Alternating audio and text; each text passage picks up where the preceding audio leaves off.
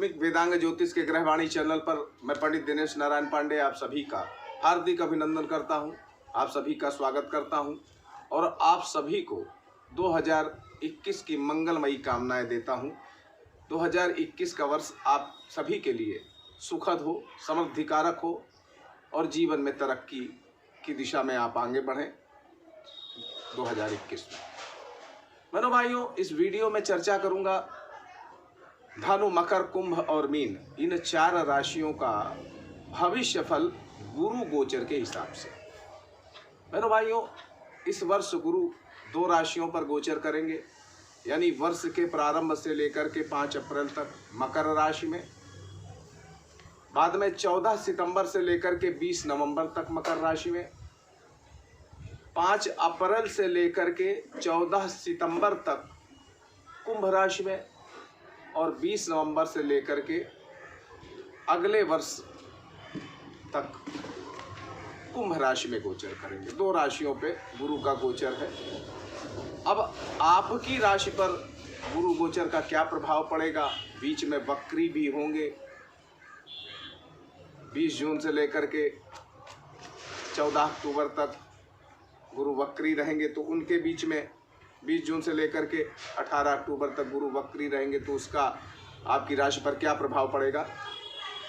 धनु, मकर, कुंभ, मीन राशि के हैं तो इस वीडियो को लास्ट तक जरूर देखिएगा। अच्छे संकेत मिलेंगे, अच्छे उपाय मिलेंगे। धनु राशि की बात सबसे पहले करता हूँ।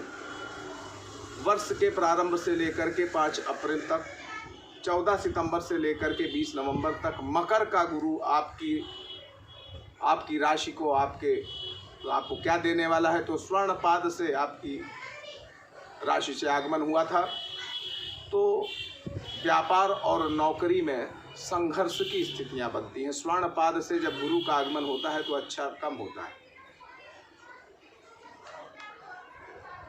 नौकरी व्यापार में तरक्की मिलेगी, बेशक मिलेगी, लेकिन संघर्ष, पारिवारिक माहौल असंतुलित,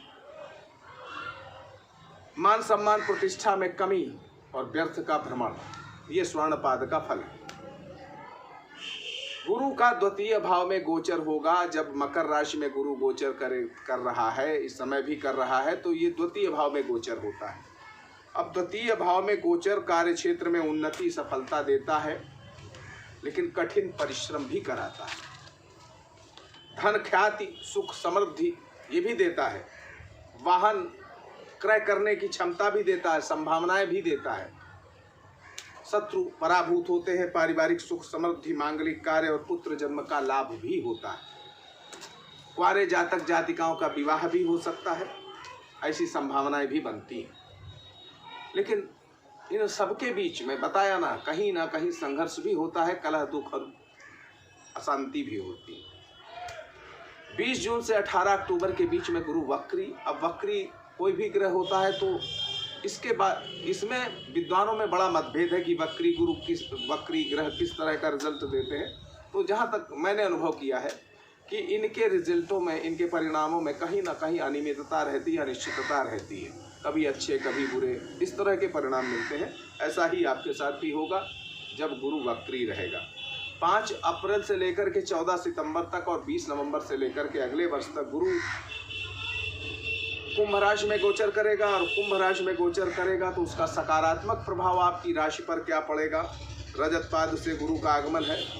किसी नए कार्य की शुरुआत आप कर सकते हैं। आजीविका और धनार्जन के अच्छे संसाधन बन सकते हैं, कई तरह के संसाधन बन सकते हैं। पारिवारिक सुख शांति और जनसंपर्क का दायरा आपका बढ़ सकता है, क्योंकि रजत पाद से तब गुरु का आगमन होगा।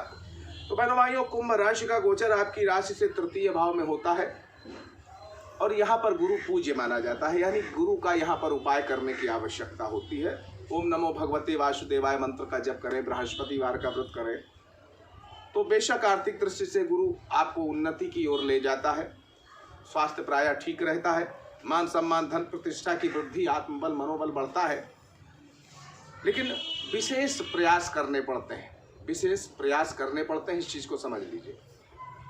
जरा सी लापरवाही आपको आपकी नौकरी छुड़ा सकती है, आपके व्यापार में नुकसान दे सकती है। तो लापरवाही ना करना चाहिए, विशेष प्रयास करते रहने चाहिए। और किसी प्रियजन से दूरी बन सकती है, कारण कोई भी हो सकता है, तो प्रियजन विछोह की भी संभावनाएं बनती हैं। मकर राशि की अगर बात करें तो मकर राशि पर गुरु के गोचर का क्या प्रभाव पड़ेगा, तो वर्ष के प्रारंभ से ही और 5 अप्रैल तक मकर राशि में गुरु चल रहा है। 14 सितंबर से लेकर के 20 नवंबर तक गुरु मकर राशि में रहेगा।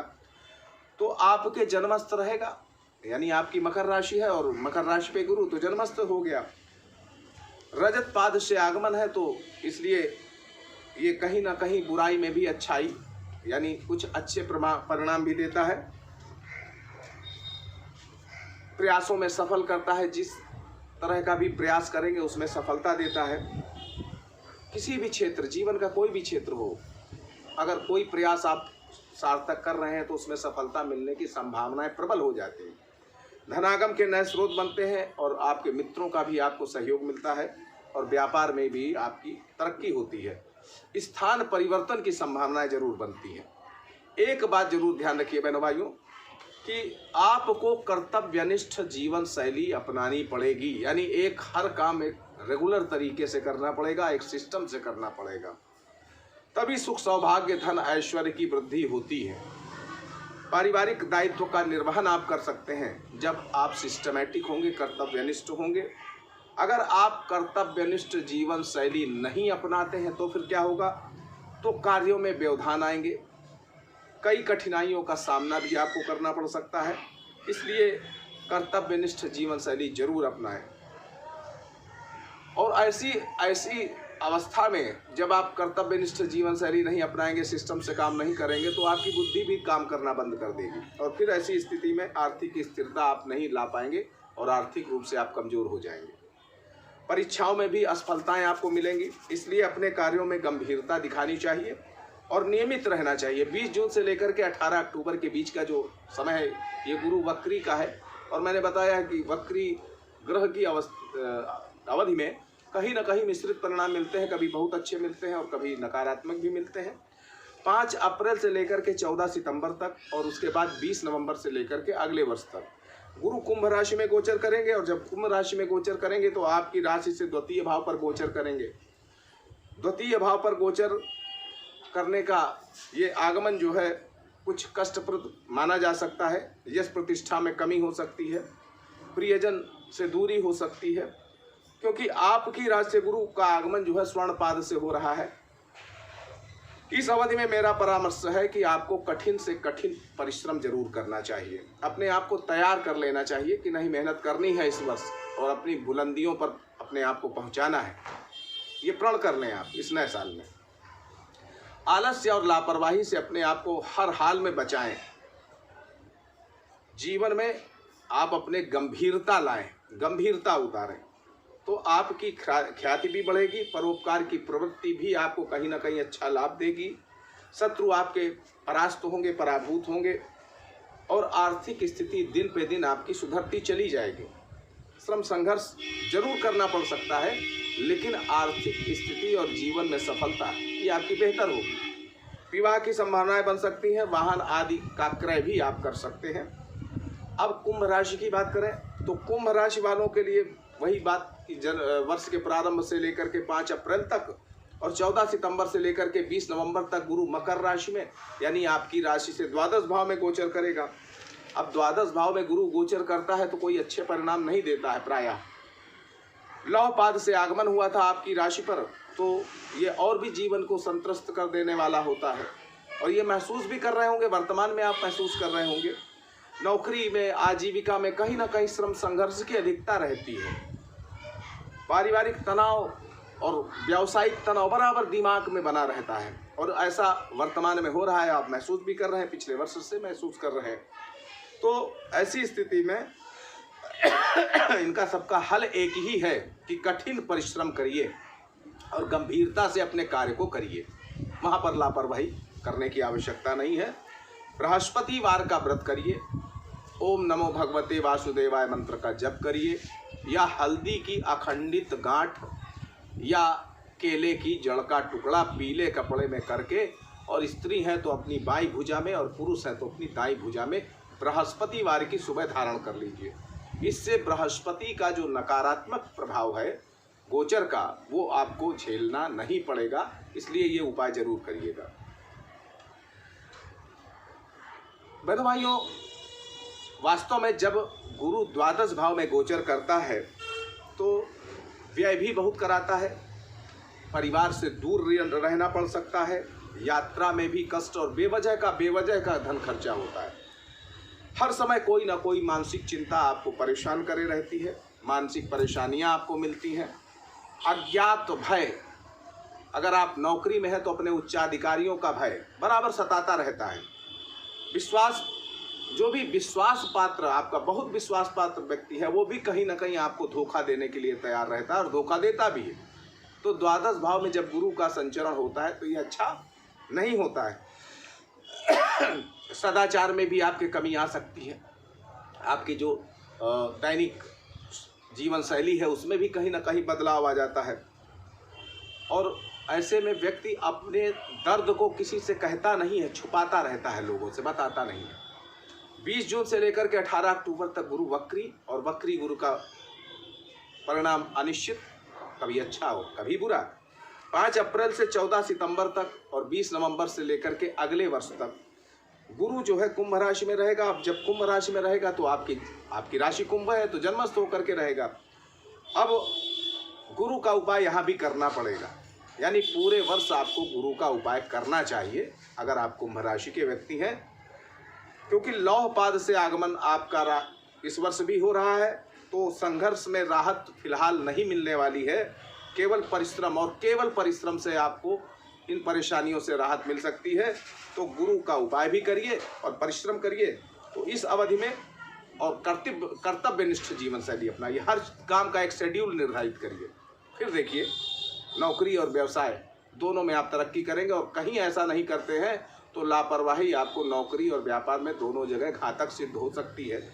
स्थान परिवर्तन हो सकता है, ट्रांसफर हो सकता है, मान हानि हो सकती है, मानसिक पीड़ा बराबर बनी रहेगी, यात्रा में कष्ट, प्रतियोगी परीक्षाओं में भी आशानुकूल सफलता न मिल पाना, ये सब संभव है।